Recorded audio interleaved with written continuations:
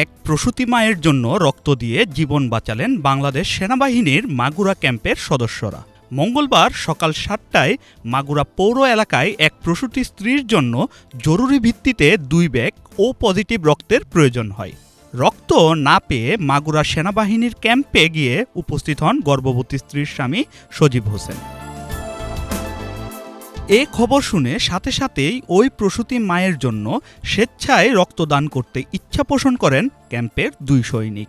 পরবর্তীতে Magura lab CT medical service ক্লিনিকে সকাল 8:30টায় সিজারের মাধ্যমে ওই মায়ের কোলজোরে জন্মগ্রহণ করে যমজ 2 পুত্র সন্তান।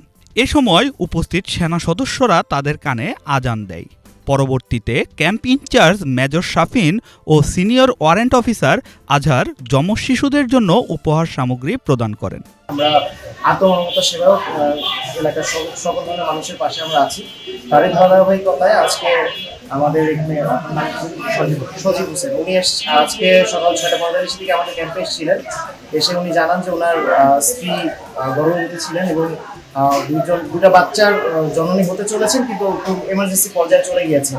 তো ওনার এমার্জেন্সি লেভেলের ও পজিটিভ ব্লাড প্রয়োজন।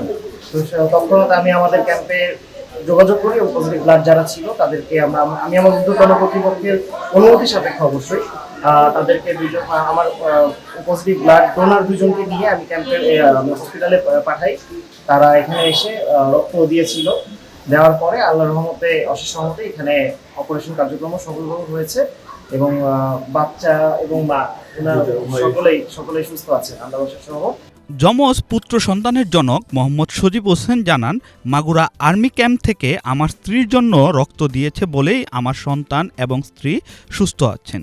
অন্তিম সময়ে এই উপকারের জন্য বাংলাদেশ সেনাবাহিনীর প্রতি বিশেষ কৃতজ্ঞতা প্রকাশ করেন এই দম্পতি।